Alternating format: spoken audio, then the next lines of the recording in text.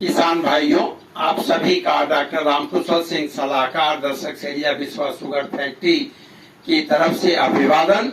आज लालता प्रसाद मौर्य जी के गांव भदेवा क्षेत्र जहांगीराबाद में हम सबसे कम मूल्य पर जैव उत्प्रेरक जीवामृत के बारे में बताना चाहते हैं कि जो किसान भाई गाय रखा है, यहाँ पर देखिए मौर्य जी जो है साहिवाल भी रखे हैं, गिर गाय भी रखे हैं। तो ये आप देखिए कितना अच्छा चारा है, पानी है, इनके नीचे का जो फर्श है, फर्श के साथ नाली बनाए हुए हैं, नाली के साथ यहाँ मूत्र इकट्ठा हो रहा है।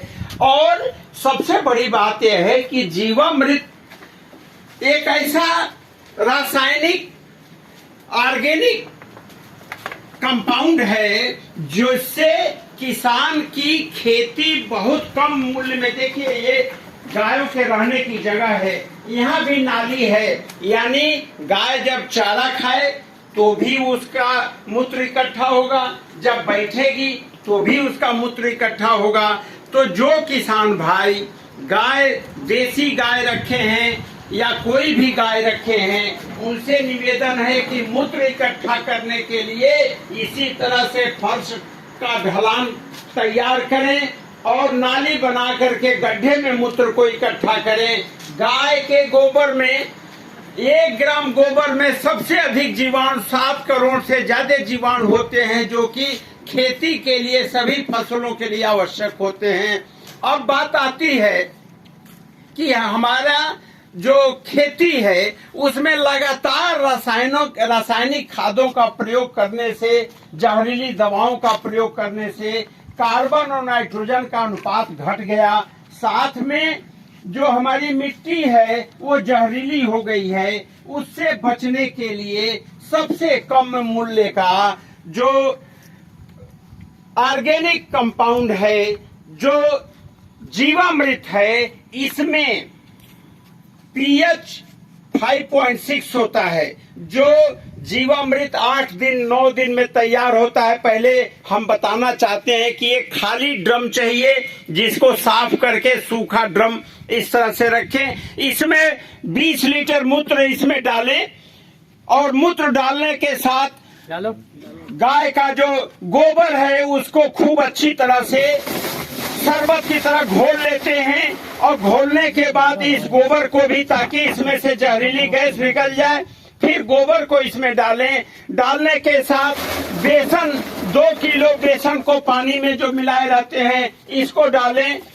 बेसन डालने के बाद जो गुड़ है, गुड़ का रस जो आप घोले हैं इसको डालें। साथ में हम 50 ग्राम कैल्शियम भी डलवाते हैं, क्योंकि जीवामृत में आवश्यकता से अधिक ऑर्गेनिक कैल्शियम भी होता है। नाइट्रोजन, फास्फोरस, पोटास, ये सब कुछ बहुतायत में पाया जाता है। साथ में पीपल के नीचे की मिट्टी थोड़ा सा हटा करके उसका जो राइजोस्फीयर है, जहां उसकी जड़ होती है, वहां की 1 अंजुल मिट्टी पानी में घोल करके इसमें डाल देते हैं। अब शेष भाग को पानी मिला करके इसको 200 लीटर कर लेते हैं। और करने के बाद जूट बैग को भिगो करके इसे ढक देते हैं और साफ डंडे से सुबह दोपहर शाम चलाएंगे, छाए में रखेंगे। कुल 8 से 9 दिन तक इसको सुबह दोपहर शाम चलाना जरूरी है, जिससे कि सभी नीचे से ऊपर तक सभी जीवाणु मिल जाएं। और जो फर्मेंटेशन की क्रिया होती है, जो गुड़ है, गुड़ के जो बैक्टीरिया जीवाणु हैं और गोबर के जो जीवाणु हैं, और साथ में जो आपका पीपल के नीचे की मिट्टी के जो जीवाणु हैं, ये सभी जीवाणु वेल फर्मेंटेड, इनका किण्वन क्रिया हो जाती है। और किण्वन क्रिया होने के बाद इस तरह से जूट के बैग को भिगा करके ढक देते हैं।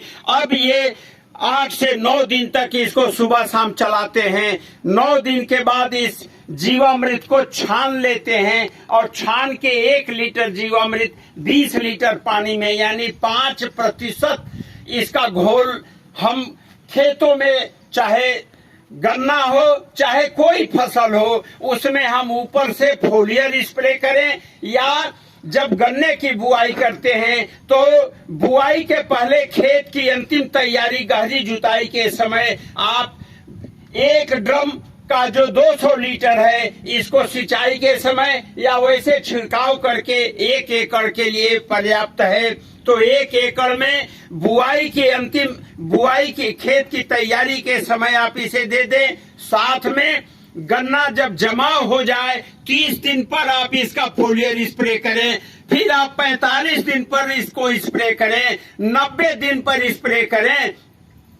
इस तरह से 3 या 4 120 दिन पर भी गन्ने के खेत में स्प्रे करें तो आपका जो 1 एकड़ का गन्ना है बिना किसी रासायनिक खाद के भी अच्छा उपज देगा। मेरा ये कहना है कि जो किसान भाई गाय रखा है वो किसान भाई अगर जीवामृत बनाता है तो उसकी लागत कम हो जाती है। आप खेत में जो 5 बोरी डीएपी डालते हैं उसकी जगह 1 बोरी डीएपी काम कर जाएगी।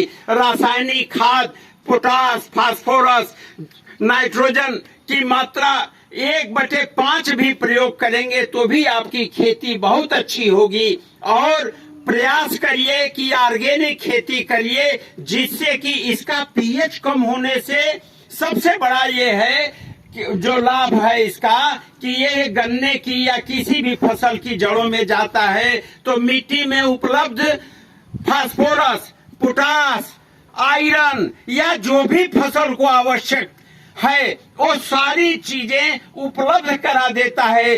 अपटेक बढ़िया होता है, फसल अच्छी होती है।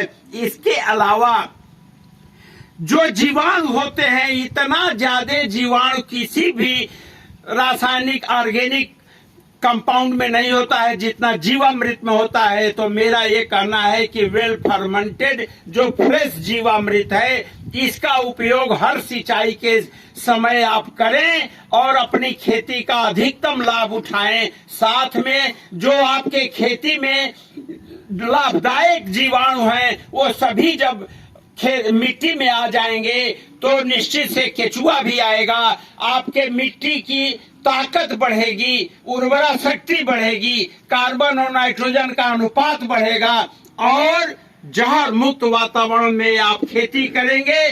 तो मेरा पुनः आग्रह है कि जो किसान भाई अपनी गरीबी को 2 गुना लाभ लेकर के बदलना चाहते हैं वो गाय पालें और गौ माता को साफ सुथरा चारा खिलाएं, अच्छे ढंग से रखें, साथ में गोबर इकट्ठा करें, मूत्र इकट्ठा करें, जीवामृत बनाएं और किसी भी फसल में सिंचाई के समय देखिए यहाँ टोटी लगी हुई है, जहां आपका पानी खेत में जाता है वहां टोटी खोल दें धीरे से और आपके खेत में फैल जाएगा।